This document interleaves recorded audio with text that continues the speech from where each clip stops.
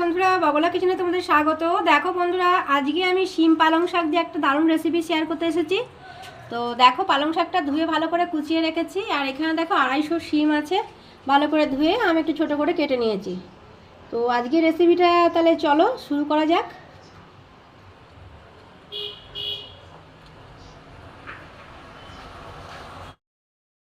বন্ধুরা দেখো, আমি কড়াইটা গরম হয়ে গেছে, একটু সর্ষের তেল দিয়ে নিয়েছি পরিমাণ মতো। তো তেলটা আমার গরম হওয়ার অপেক্ষায় রয়েছে। গরম হলে আমি একটু ফোড়ন দেব।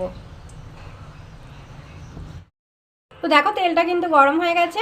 আমি এবার এটা দিচ্ছি একটু 5 ফোড়ন। আর তার সাথে আমি দেব একটা শুকনো লঙ্কা আর 3-4টে কাঁচা লঙ্কা কুচি। তোমরা যেমন ঝাল খাবে তেমন দিও। এবার এটা ভালো মতন একটুখানি ভাজা হোক। বন্ধুরা, আমার ফোন থেকে খুব সুন্দর একটা গন্ধ বেরিয়েছে। আমি এবার দেখো ওই শিমটা আমি দিয়ে দেবো।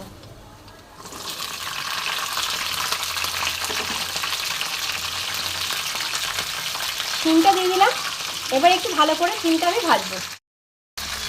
তো দেখো, শিমটা আমি একটু ভালো করে ভেজে নেব। আর তার সাথে শিমে আমি লবণ আর হলুদটা আমি দিয়ে দেবো আন্দাজ মতো। তো দেখো, আমি লবণ দিয়ে দিলাম।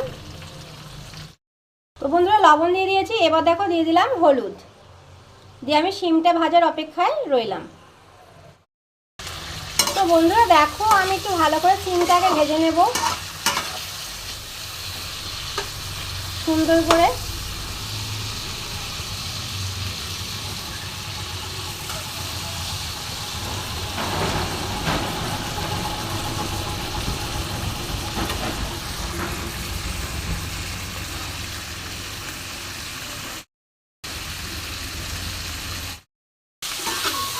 বন্ধুরা দেখো, শিমটা একটু নরম হয়ে এসেছে।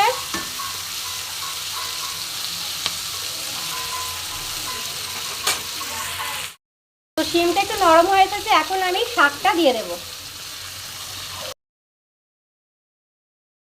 একসাথে আবার ভাজবো।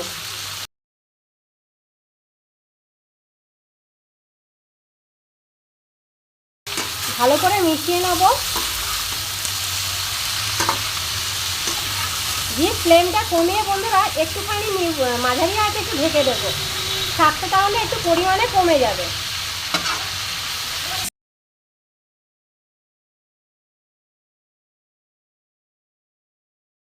বন্ধুরা দেখো, আমি ঢেকে দিয়েছি। বন্ধুরা দেখো, আমি ঢাকাটা খুলছি।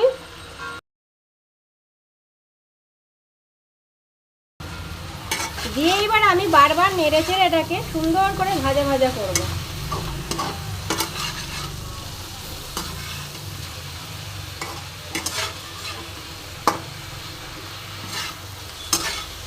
সুন্দর করে মেশাবো।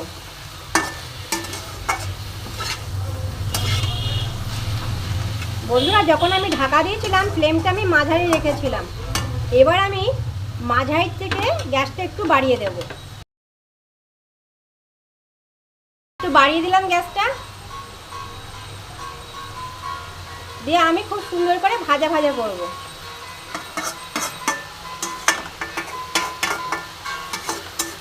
এটা বন্ধুরা খেতে খুব ভালো হয়। এটা অবশ্যই আবার বাড়িতে বানিয়ে খেও। সিম্পলের মধ্যে কিন্তু খেতে খুব সুস্বাদু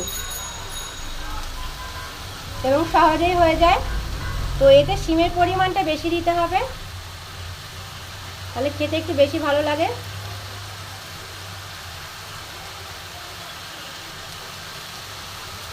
দেখো, হাই ফ্লেমে আমি এটা বারবার উল্টে পাল্টে নাড়াচাড়া করব, যাতে আমার শিম আর শাক দুটোই একসাথে সুন্দর করে ভাজা হয়।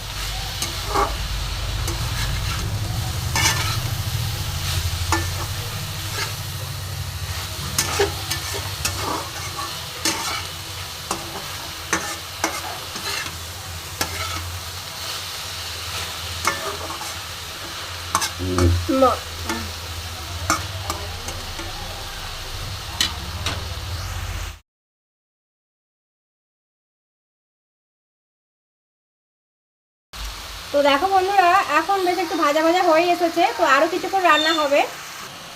এখানে দেখো, আমি নারকেল আমি একটু গ্রেট করে রেখেছি। তো এই নারকেলটা আমি বেশিরভাগটা এখন দিয়ে দেবো। তো বন্ধু দেখো, নারকেল আমি একটু গ্রেট করে রেখেছি, নারকেলটা দিয়ে দিলাম। নারকেল দিলে পরে খেতে একটু স্বাদটা একটু বেশি হয়। দিয়ে খুব সুন্দর করে ভাজবো।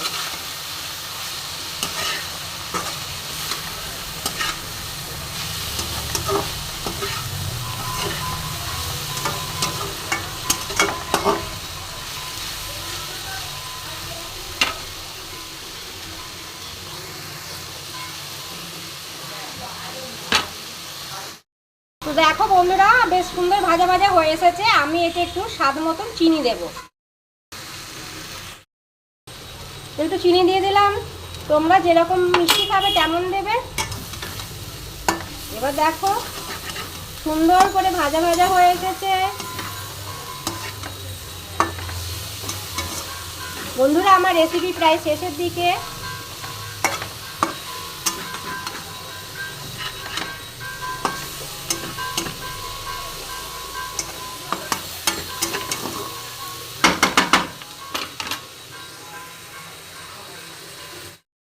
বন্ধুরা দেখো, আমার রেসিপি প্রায় হয়ে এসেছে। এবার আমি একটু ধনেপাতা দিয়ে দিচ্ছি। আর আমার রেসিপিটা যদি তোমাদের ভালো লাগে, প্লিজ আমাকে একটুখানি সাবস্ক্রাইব করে দিও আর ফলো করে দিও বন্ধুরা। তো দেখো, এবার আবার একটুখানি নেড়ে নেবো। আর একদম ফ্লেমটা কমিয়ে দিতে হবে। দেখো, যেহেতু আমার কড়াইয়ে গায়ে লেগে যাচ্ছে, ভাজা ভাজা হয়েই এসেছে। তাহলে হয়ে গেল আমার পালং শাক দিয়ে শিম ভাজা।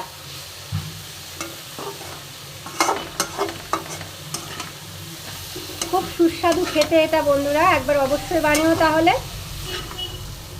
তো দেখো, আমি এটা না আর একটুখানি ঢেকে দেবো নিবু আছে, জানো বন্ধুরা। 2 মিনিট আমি এটা নিবু আছে ঢেকে রাখবো, তাহলে বন্ধুরা আর একটু মজবে। দেখো, আমি নিবু আছে ঢেকে দিয়েছি। 2-3 মিনিট পর আমি ঢাকাটা খুলে তোমাদেরকে সার্ভ করে দেখাচ্ছি কেমন হয়েছে আমার আজকের রেসিপি। তো বন্ধুরা দেখো, 3 মিনিট মতন আমি ঢেকেছিলাম। এবার আমি তোমাদেরকে এটা সার্ভ করে দেখাবো। আমি গ্যাসটা বন্ধ করে দিচ্ছি।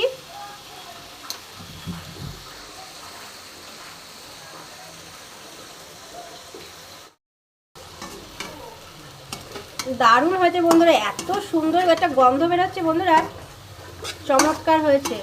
এই গন্ধেতেই বন্ধুরা বোঝা যাচ্ছে যে এটা খেতে কত সুন্দর হবে।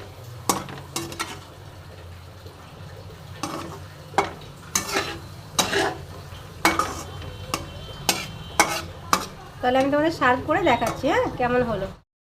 দেখো না কত সুন্দর হয়েছে, দারুণ সুন্দর গন্ধ বেরোচ্ছে। আমার এই রেসিপিটা সম্পূর্ণ দেখার জন্য তোমাদেরকে অসংখ্য ধন্যবাদ।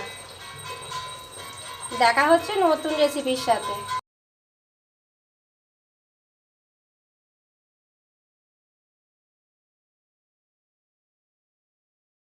বন্ধুরা, এই রেসিপিতে কিন্তু কোনো জলের ব্যবহার হয়নি, তোমরা তো দেখেইছো।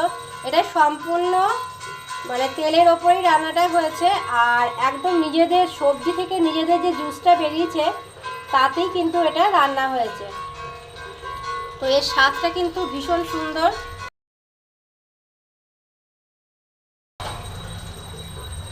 আমার এই রেসিপিটা সম্পূর্ণ দেখার জন্য তোমাদেরকে অসংখ্য ধন্যবাদ বন্ধুরা।